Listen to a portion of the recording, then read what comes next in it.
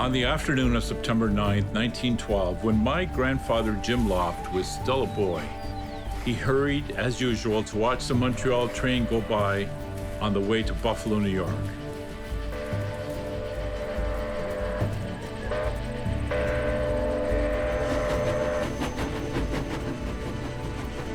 The sight of a man with silver hair, wearing a long robe, and waving to him from the train so overwhelmed Jim that he actually fell off the fence.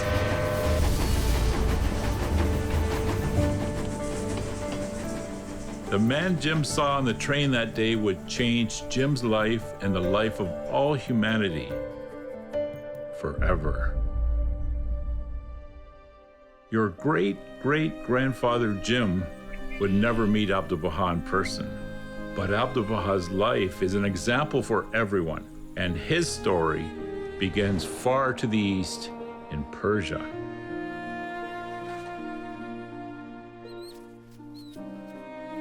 Abdu'l-Baha was born in Tehran. His parents, Baha'u'llah and Nawab, adored him. At his birth, he was named Abbas, meaning lion.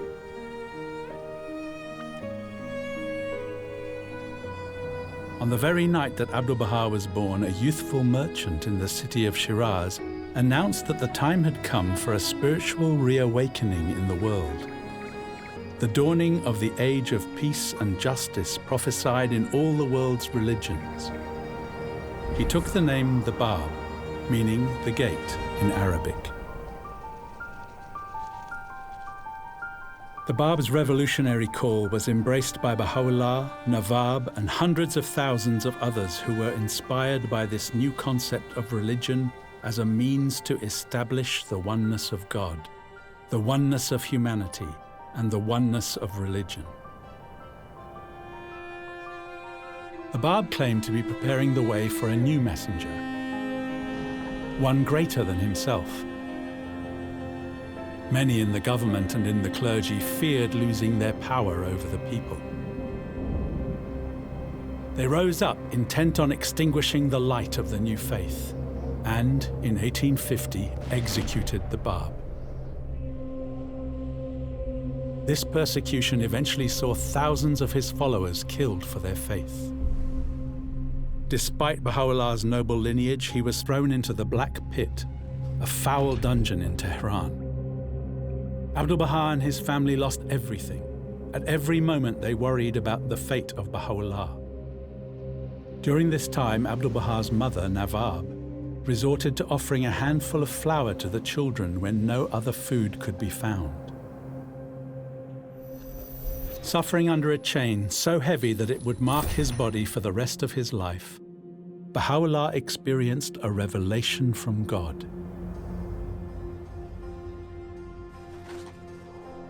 A divine summons to rise and proclaim to all on earth the dawning of a new day for all of humanity.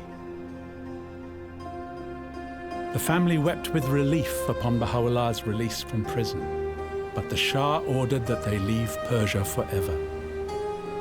Abdu'l-Baha, only 9 years old, was the first in all the world to recognize that Baha'u'llah was the messenger of God for today. He would become the shield of Baha'u'llah, assuming the title Abdu'l-Baha, meaning the servant of Baha, the servant of glory. His life is the model of how to live the teachings of Baha'u'llah. He is the exemplar. Abdu'l-Baha spent the remainder of his childhood in exile with Baha'u'llah, beginning with their banishment to Baghdad in the midst of winter. His younger sister Bahia would always remember that cold and the bravery of her older brother. We were all insufficiently clothed and suffered keenly from exposure. Riding upon a horse, Abdu'l-Baha's feet, ankles, hands, and wrists became swollen and caused him great pain. Despite his pain, Abdu'l-Baha did all he could to ease the suffering of others, especially his father. During their 10-year exile in Baghdad, Baha'u'llah withdrew to the mountains of Kurdistan to prepare himself for the mission with which God had entrusted him. Young Abdu'l-Baha prayed day and night for a reunion. 2 years passed before Baha'u'llah's return. Abdu'l-Baha's sister remembered. My father walked into the house. The meeting between my brother and his father was the most touching sight I have ever seen. Abdu'l-Baha threw himself on the floor before him, and Baha'u'llah wept over his boy. Abdu'l-Baha would later recall that the taste of the dry bread and dates of those days had been sweeter than all the other food in the world. The days when from Baha'u'llah's pen had streamed such a torrent of exalted writings night after night until dawn. Threatened by Baha'u'llah's growing influence, the authorities again exiled the family, first to Istanbul, then to Edirne, where the first photograph of Abdu'l-Baha was taken. Baha'u'llah began to allude to the profound spiritual destiny and unique station of his son.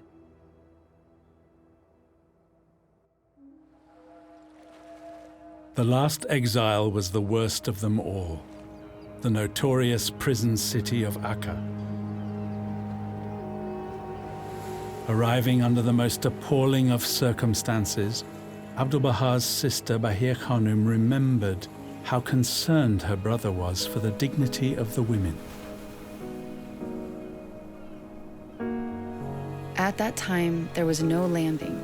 It was necessary to wade ashore from the boats. The governor ordered that the women be carried on the backs of the men. Abdu'l-Baha protested. He procured a chair, and with the help of another, he carried the women ashore. In the early days of their confinement in the citadel, several friends died. Everyone else became sick. Abdu'l-Baha washed the patients, fed them, nursed them. He took no rest. When at length Abdu'l-Baha had brought the rest of us through the crisis, he was utterly exhausted and fell sick himself. For 2 full years, Baha'u'llah, Abdu'l-Baha, and the other exiles were confined in the citadel, the prison within the prison city's walls.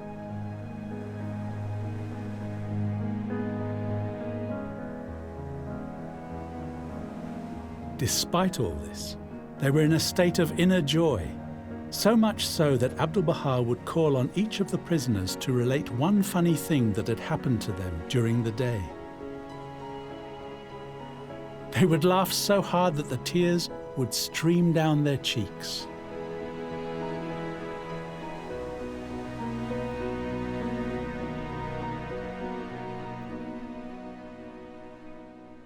Across the bay from Akka, the sacred mountain of Carmel had for centuries awaited the day celebrated in ancient scripture when it would see the glory of the Lord. In his later years, admiration for Baha'u'llah resulted in fewer restrictions, and he would walk on Mount Carmel with Abdu'l-Baha, who recalled, "He would time and again praise a certain spot on Mount Carmel, saying what a pleasant and agreeable place it was, and what a splendid view it offered. That ground was blessed by the footsteps of Baha'u'llah. There were a few cypress trees therein, and the Blessed Beauty frequently sat under their shade." He pointed out to Abdu'l-Baha the very spot where a befitting mausoleum should be constructed to receive the remains of the Bab. At this point in time, Abdu'l-Baha did not own the land, did not know the owners or builders, and did not have the finances, and the remains of the Bab were still in Persia. Abdu'l-Baha set about the arduous task of fulfilling Baha'u'llah's instructions to him.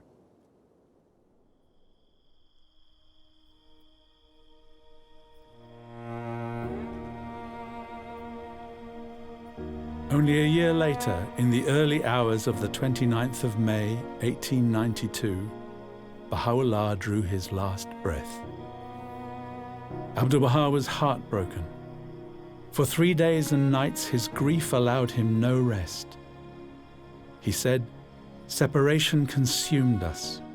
The once bright days turned black as night, and all those roses of other hours were dust and rubble now." The Sun of Truth, that most great light, hath set upon the horizon of the world, to rise with deathless splendor over the realm of the limitless.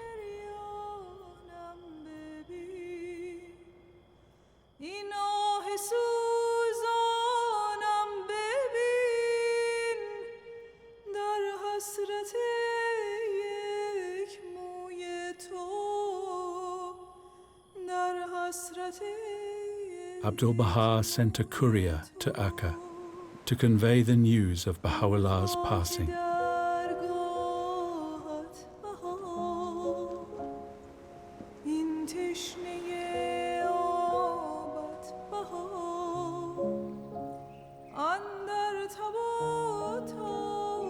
Nine days after his passing, a tablet expressing Baha'u'llah's final will to the Baha'i community was read. In it, Baha'u'llah established his covenant as a means of ensuring the unity of his cause and his followers after his passing and forever beyond. He made Abdu'l-Baha the center of that covenant. The setting of the sun of Baha'u'llah was not followed by the dark of night, but by the reflection of its glory in the moon of the covenant, lighting the path ahead towards the attainment of Baha'u'llah's ultimate purpose, the unification of humanity. Baha'u'llah likened Abdu'l-Baha to the branch sprung forth from the tree of holiness, a branch that God had elevated so high that his benevolent shadow would encompass all of humankind. We have made thee a shelter for all mankind, a shield unto all who are in heaven and on earth. God grant that through thee he may protect them, may enrich and sustain them, that he may inspire thee.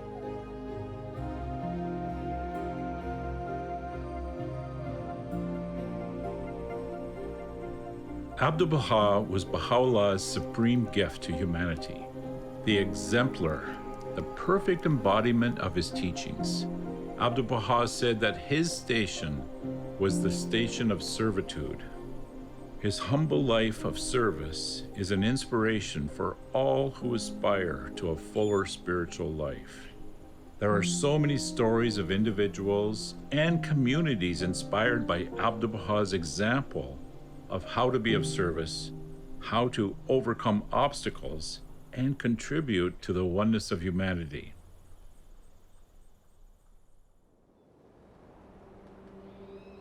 Pilgrims from diverse parts of Persia and neighboring lands continued to travel, often on foot, hundreds of miles through treacherous lands to visit Akka. Abdu'l-Baha greeted and tended to the pilgrims' every need. He would recall their selfless acts of love and devotion to the end of his life.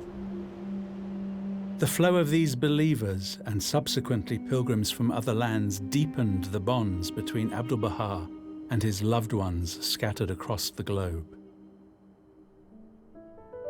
Abdu'l-Baha was overjoyed when in 1898 the first pilgrims from the West arrived. As there was no port for a ship in Haifa, American Baha'i Lua Getzinger had to leap into a smaller boat below. One day, Abdu'l-Baha asked Lua to care for a sick local man in the prison city a man he himself visited regularly. Wishing to serve as Abdu'l-Baha did, Lua excitedly agreed. But when she arrived at the man's home, she was appalled at his condition and afraid she'd catch a terrible disease. Lua rushed back to Abdu'l-Baha, who firmly told her that if we wish to serve God, we must serve our fellow man. Because in every person we should see the image and likeness of God. And he told her that if the house was dirty, she should clean it. If he was hungry, she should feed him.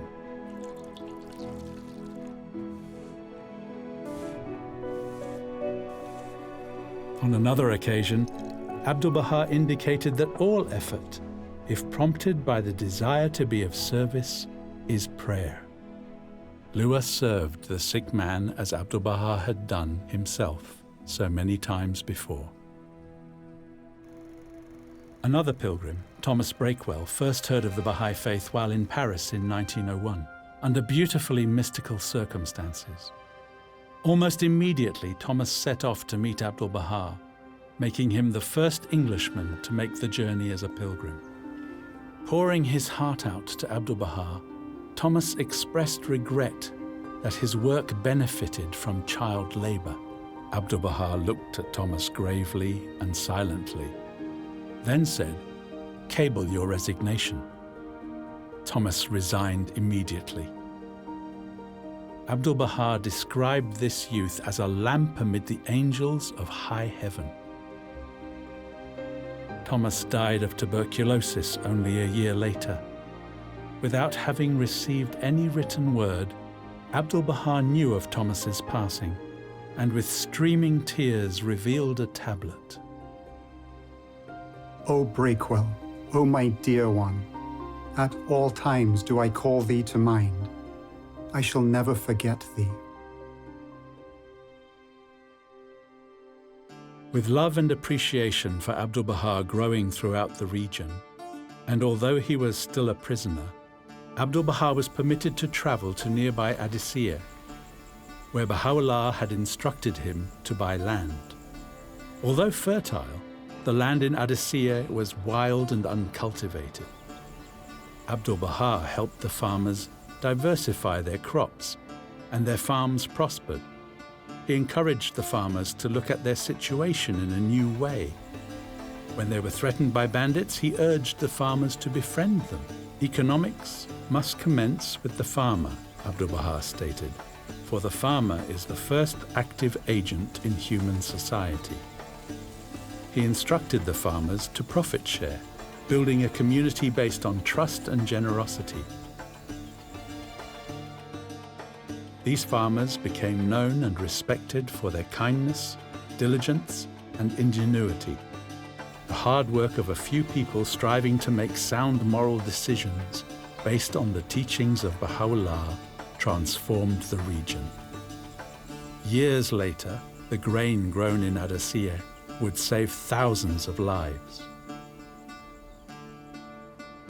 From early morning until late at night, Abdu'l-Baha offered profound guidance on a wide range of subjects concerning the spiritual and material advancement of civilization. He encouraged fledgling communities and lovingly guided people in hundreds of localities in the East and in the West. The counsels sent to individuals, including a believer named Mustafa Rumi, whose love for Abdu'l-Baha knew no bounds, led to the flourishing of some of the earliest Baha'i communities in Burma, India, Singapore, Indonesia, and Malaysia. In one Burmese village called Dedanau, Mustafa Rumi's simple act of kindness towards a stranger attracted 800 people to the Baha'i faith. Soon, a new pattern of community life emerged. When the community built its first school in Dedanau, they called it the School of Abdu'l-Baha. And thereafter, Abdu'l-Baha lovingly referred to Dedanau as my village. an increasing number of pilgrims from the East visited Abdu'l-Baha in the Holy Land, returning home filled with inspiration and insight about how to best serve their communities.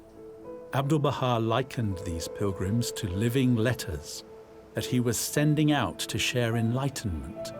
Together with his writings, his guidance flowed to all parts of Persia and neighboring lands. Although permanently exiled, Abdu'l-Baha's love and concern for his homeland was evident to the very end of his life. Through his constant counsel and encouragement, the Baha'i community in Persia advanced in many areas ranging from agriculture to health to literacy, all for the benefit of everyone in society. As a young man, Abdu'l-Baha had been tasked by Baha'u'llah to write a major treatise addressed anonymously to the rulers and people of Persia, outlining an approach to modernity consistent with the true purpose of religion, based on spiritual principles necessary to reconstruct a just, prosperous, and unified society, principles which the Baha'is in Persia endeavored to apply. Abdu'l-Baha encouraged the Persian Baha'i community to establish its own schools, and the Tarbiyat Boys' School in Tehran was soon founded. This school was also the forerunner of several other Baha'i schools in various parts of Persia, including schools for girls. Abdu'l-Baha guided many friends, prominent amongst whom was Mirza Hassan-e Adib, in the development of these prestigious institutions, which were considered the forefront of educational development for an extended period.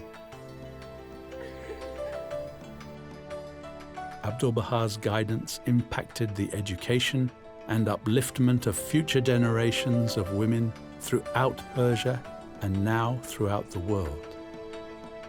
Stressing the importance of education, he wrote, "The primary, the most urgent requirement is the promotion of education. It is inconceivable that any nation should achieve prosperity and success unless this fundamental concern is carried forward." On another occasion, he said, "Most important of all is the education of girl children, for these girls will one day be mothers, and the mother is the first teacher of the child."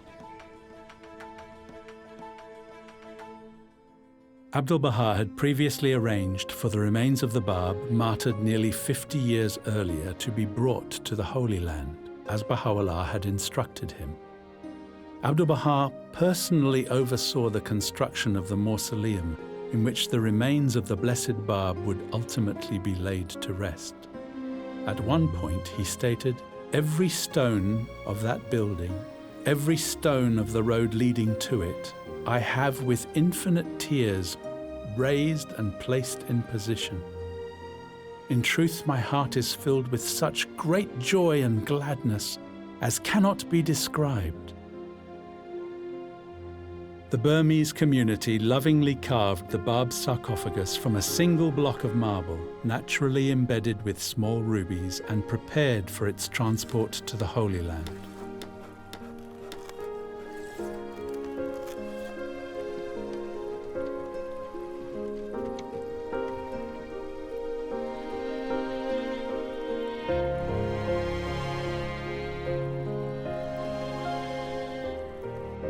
When Abdu'l-Baha met with a group of pilgrims from the West, he noticed that one member of that group was missing.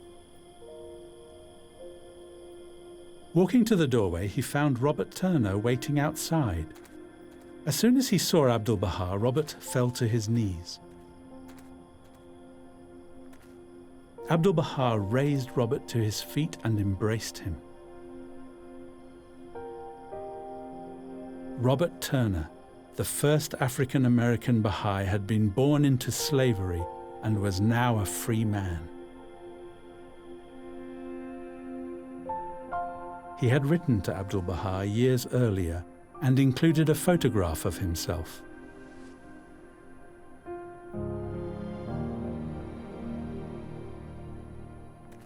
Abdu'l-Baha replied, "O thou who art pure in heart, sanctified in spirit, peerless in character, beauteous in face. Thou art like unto the pupil of the eye, which is dark in color, yet it is the fount of light and the revealer of the contingent world. Abdu'l-Baha's acute awareness of the racial crisis in America caused him great anguish. For oneness is the pivot around which all of Baha'u'llah's teachings revolve. Baha'u'llah outlawed slavery in the clearest terms, saying, "It is not for him who is himself a servant to buy another of God's servants." Abdu'l-Baha told Robert that by remaining firm and steadfast in his faith, he would be the door through whom a whole race would enter the kingdom. Every day, Abdu'l-Baha would greet those in need, distributing coins and clothes with compassion. Little children gathered around him to receive sweets and his infinite words of support and kindness. And in Abdu'l-Baha's household was a special gift, his grandson Shoghi.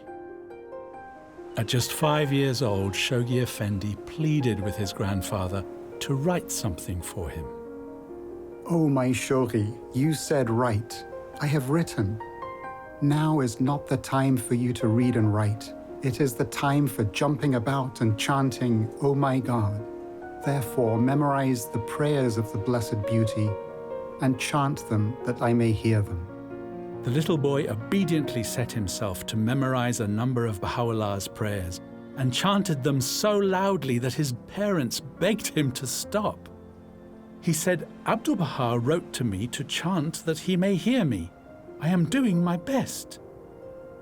Abdu'l-Baha would later entrust Shoghi Effendi to carry forward the covenant of Baha'u'llah, ensuring that the divine order for the unification of the human race and the administration of its affairs would be safeguarded. In Persia, Baha'is were still harshly persecuted, and many re-established themselves in Ashgabat in Turkmenistan, from where the faith would spread to numerous cities and towns in Central Asia and Russia. In 1902, guided by Abdu'l-Baha and fulfilling the wish of Baha'u'llah, the Baha'is in Ashgabat established the first Baha'i house of worship in the world.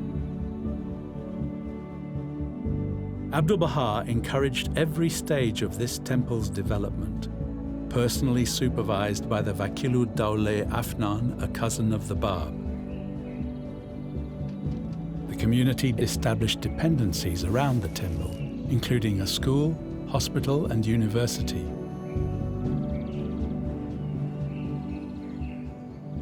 With Abdu'l-Baha's guidance, the community flourished.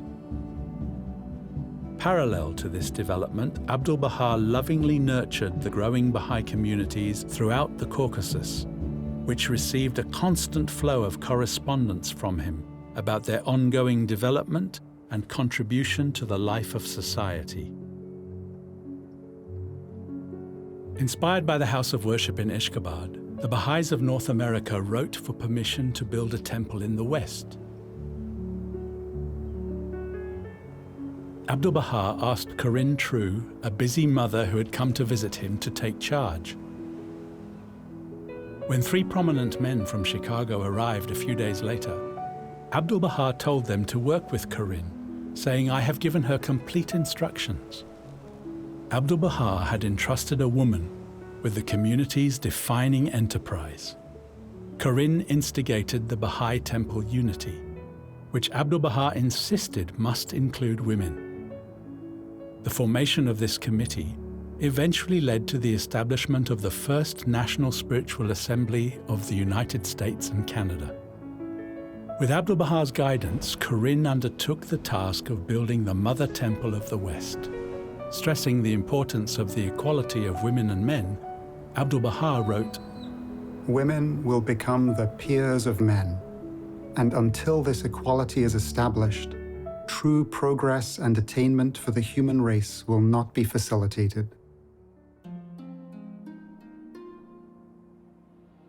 Abdu'l-Baha had entered the prison city of Akka a young man of 24. He had survived horrendous hardships, the lies and rumor-mongering of his detractors, and threats to his life. In 1908, all political and religious prisoners throughout the Ottoman Empire were released. Now, after 50 years as an exile and prisoner, Abdu'l-Baha was free, with the Shrine of the Bab now standing on the very spot designated years before. Abdu'l-Baha fulfilled that sacred task of interring the remains of the Bab on Mount Carmel, a major accomplishment of Abdu'l-Baha's ministry carried out at the instruction of Baha'u'llah. The marble sarcophagus was transported with great labor to the vault, and in the evening, by the light of a single lamp, he laid within it, with his own hands, the wooden casket containing the sacred remains of the Bab. Shoghi Effendi, just 13 at the time, later in his life described that scene, saying, Abdu'l-Baha cast aside his turban, removed his shoes and his cloak, bent low over the still open sarcophagus, his silver hair waving about his head, and his face transfigured and luminous, rested his forehead on the border of the wooden casket, and sobbing aloud wept with such a weeping that all those who were present wept with him.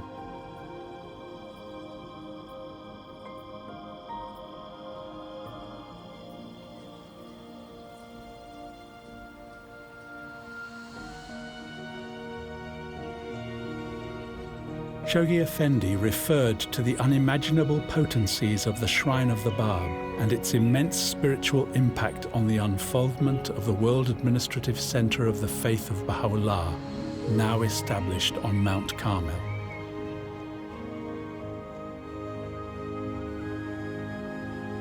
By Abdu'l-Baha's side, these many long years had been his wife, Munira Khanum. Baha'u'llah himself had blessed their union nearly 40 years earlier, when Abdu'l-Baha was still a young man in Akka. It is impossible to put into words the delight of being with Abdu'l-Baha, with his unfailing love, his kindness, his cheerfulness, his sense of humor, his untiring consideration for everybody. He was marvelous, without equal surely on all the earth. For 50 years, my beloved and I were together. Never were we separated, save during his visits to Egypt, Europe, and America. Advanced in age, yet still remarkably vigorous, Abdu'l-Baha quietly and without ceremony boarded a ship, undertaking a 3-year journey to announce to the world that the long-promised age for the unification of humanity had come. In his absence, Abdu'l-Baha entrusted his beloved sister, Bahia Khanum, to hold the reins of the Baha'i faith, a role unprecedented for women in religious history.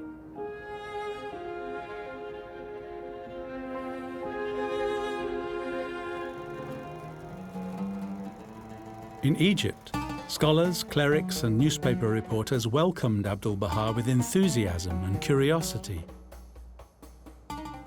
Sheikh Ali Yusuf, the editor of the Arabic paper Al-Muwayyid, who was once harshly opposed to the Baha'is, visited Abdu'l-Baha, then described his encounter.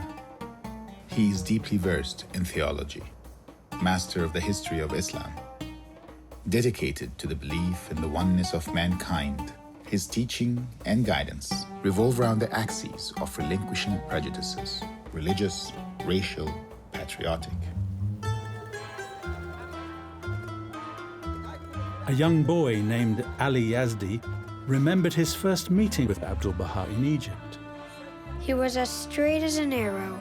He looked at everyone, smiled, and welcomed all with Khosh Amadid, Khosh Amadid. Welcome, welcome. When Abdu'l-Baha spoke to me, I would look into his eyes, blue, smiling, and full of love. In his life, in his deeds, in his written and spoken words, Abdu'l-Baha challenged the fundamental assumptions of society, constantly guiding humanity towards unity, so that ignorance, poverty, and violence would be banished from the earth. Abdu'l-Baha travelled to Europe, where in London's City Temple he spoke to an overflowing congregation, his first address before an audience of more than just a fortunate few, saying, "This is a new cycle of human power. All the horizons of the world are luminous. You are loosed from ancient superstitions which have kept men ignorant, destroying the foundation of true humanity. The gift of God to this enlightened age is the knowledge of the oneness of mankind." In Europe, Abdu'l-Baha would eventually visit Switzerland, Scotland, Germany, Hungary, and France, where he spoke to thousands about the search for truth, saying, "All consider themselves respectively the only guardians of the truth, and that every other religion is composed of errors. The fact that we imagine ourselves to be right and everybody else wrong is the greatest of all obstacles in the path towards unity. And unity is necessary if we would reach truth, for truth is one."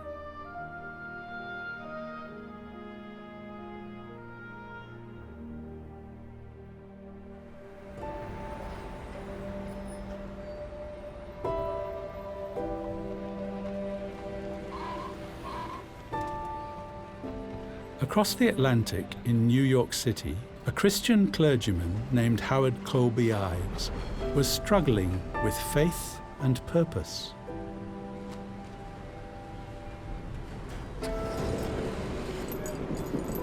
That fall and winter is a period marked in my memory as months of great unhappiness. I know of no greater disappointment than that which comes to the sincere soul who, seeking God, finds him not. When Howard learned that Abdu'l-Baha was coming to America, he told a friend that he would like to meet him alone to discern the truth. Weeks later, Howard's wish came true.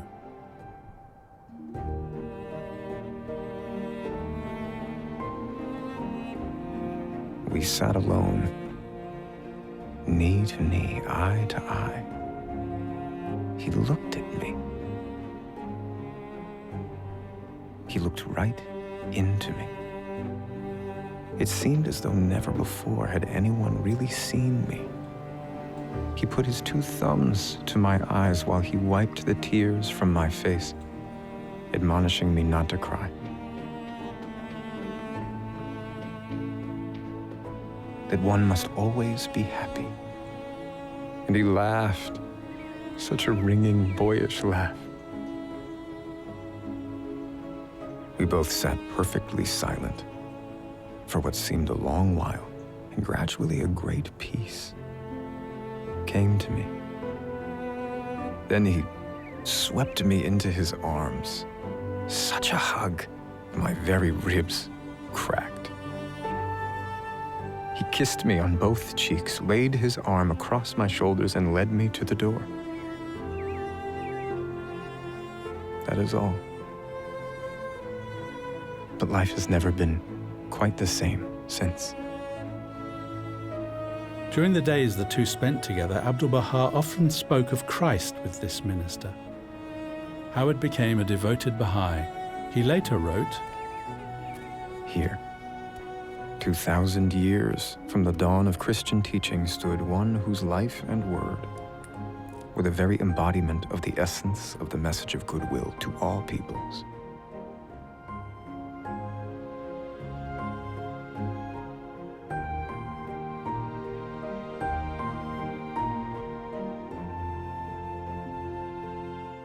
In his writings and during his travels, Abdu'l-Baha tirelessly proclaimed essential spiritual truths to leaders of thought.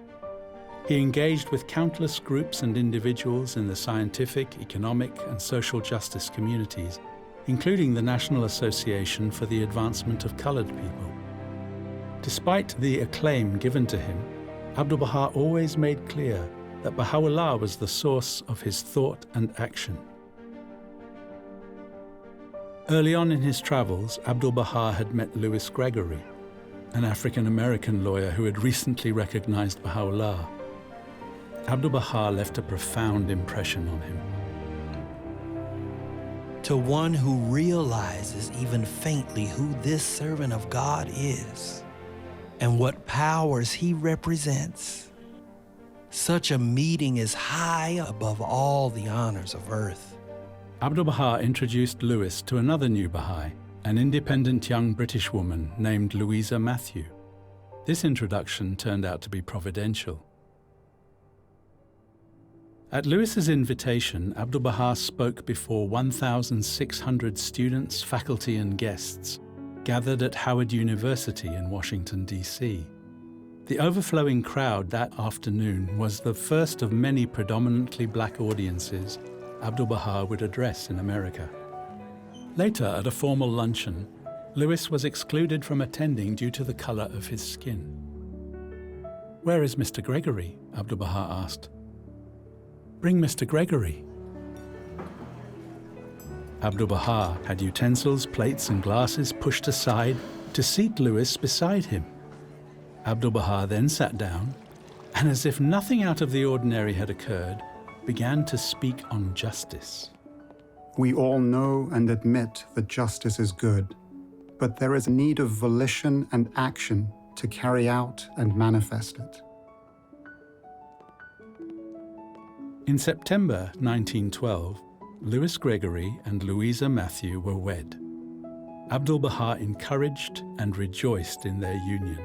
He wrote, "Diversity in the human family should be the cause of love and harmony, as it is in music, where many different notes blend together in the making of a perfect chord."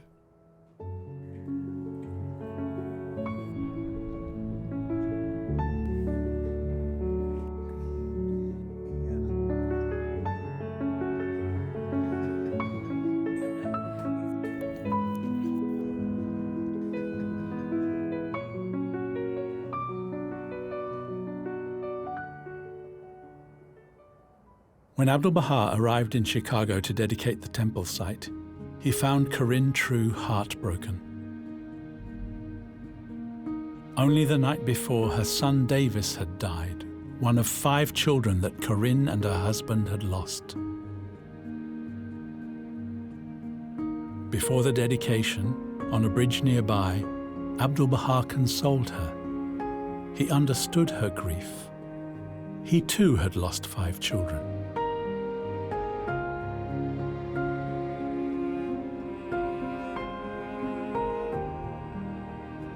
Abdu'l-Baha assured those assembled that the temple is already built.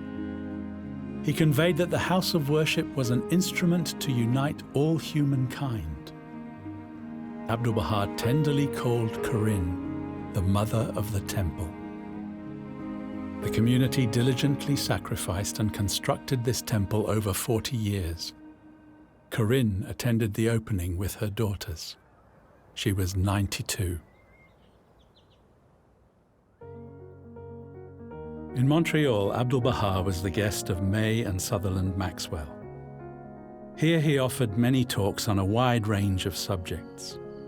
Of the arts, Abdu'l-Baha said, "In this wonderful new age, art is worship. The more thou strivest to perfect it, the closer wilt thou come to God."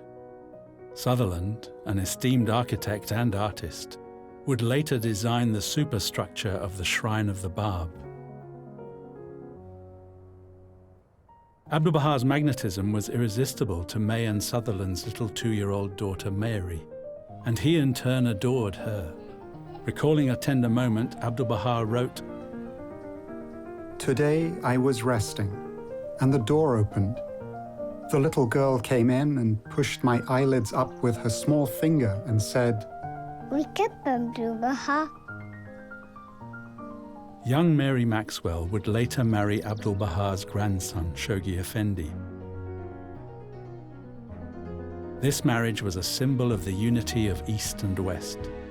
Following Abdu'l-Baha's example, she traveled widely to encourage and serve others, especially those in far-flung and remote places.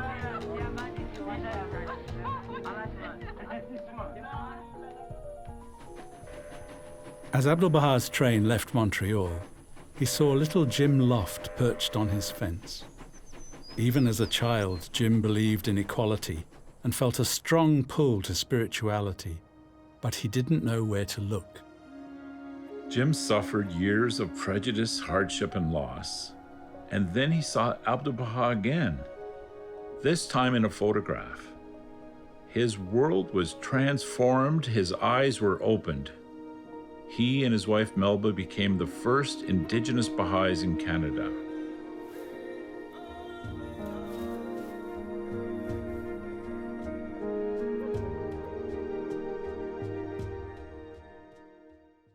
Having raised the warning and urged the world to work for peace, Abdu'l-Baha returned to the Holy Land in 1913, and the First World War he had predicted broke out. This violence and injustice filled Abdu'l-Baha's soul with agony. He explained that patriotic prejudice is also due to absolute ignorance, for the surface of the earth is one native land. When a wartime blockade threatened the region, the grain Abdu'l-Baha had asked the farmers of Adessia to grow and store was carried by camel to Akka and Haifa. Abdu'l-Baha's actions and foresight saved countless local people from all backgrounds from starvation. When asked, Abdu'l-Baha told reporters that peace was his purpose and his message.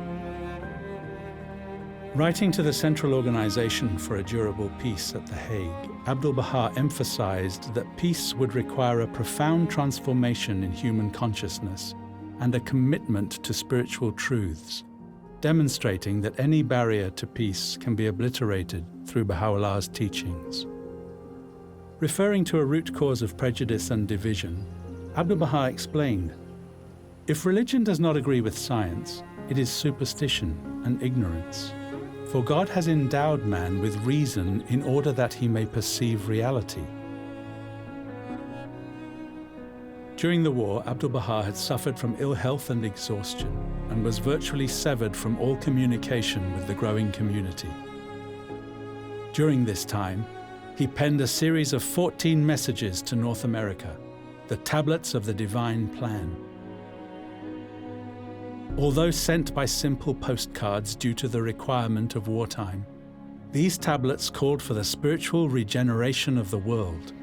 Abdu'l-Baha asked the young Baha'i community to arise and take action, saying, "Oh, that I could travel to these regions, and raising the call in cities, villages, mountains, deserts, and oceans, promote the divine teachings. This, alas, I cannot do. How intensely I deplore it. Please God, ye may achieve it." Abdu'l-Baha had met Martha Root, a colorful young journalist, during his journeys in 1912, when she had shared with him that she was ill with cancer. Laying her head on his shoulder, he encouraged her. "Roar out the call of the divine kingdom. Thou shalt witness great results and extraordinary confirmations." Responding to Abdu'l-Baha's call to action, Martha arose immediately. In the smallest villages and the grandest palaces, Martha approached every door with what she considered the most priceless gem the world had ever received, the message of Baha'u'llah. She would, during the remainder of her life, circle the globe 4 times. Although a few believers did immediately and heroically respond to the call of Abdu'l-Baha in the Tablets of the Divine Plan, bringing the faith to such far-off shores as Australia, Brazil, China, and South Africa, the efforts to take the light of the teachings to every part of the globe only gradually gained momentum. Through plans later devised by Shoghi Effendi and, since its establishment, by the Universal House of Justice, Abdu'l-Baha's vision to take the cause of God to every continent, every region, every country, every people, every town and hamlet has been systematically implemented.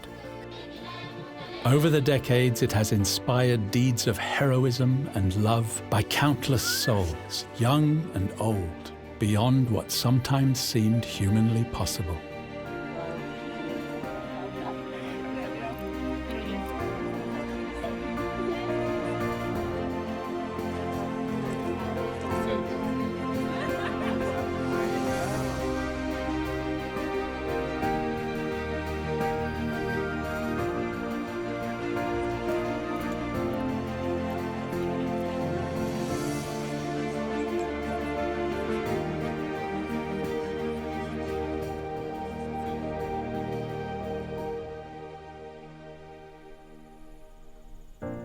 Abdu'l-Baha wrote, Baha'u'llah has drawn the circle of unity. He has made a design for the uniting of all the peoples. He says now the new age is here and creation is reborn. Humanity hath taken on new life. All things are now made new. And all this newness hath its source in the fresh outpourings of wondrous grace and favor from the Lord of the kingdom, which have renewed the world. The people, therefore, must be set completely free from their old patterns of thought, that all their attention may be focused upon these new principles, for these are the light of this time and the very spirit of this age. They are us, and we are them. Abdu'l-Baha nurtured capacities in each and all to realize our oneness. These are the fruits of his example.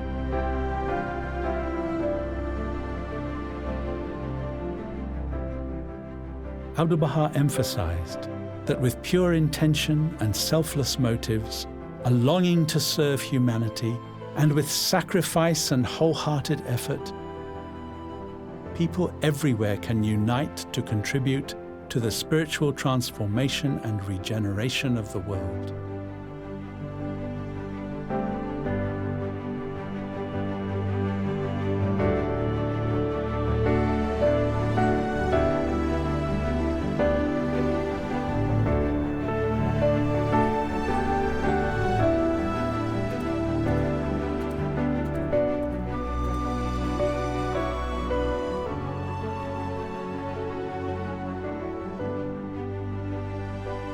"100 years after his passing, Abdu'l-Baha reassures humanity, saying, Remember, whether or not I be on earth, my presence will be with you always. At all times do I speak of you and call you to mind, and with tears I implore him to rain down all these blessings upon you and gladden your hearts and make blissful your souls and grant you exceeding joy.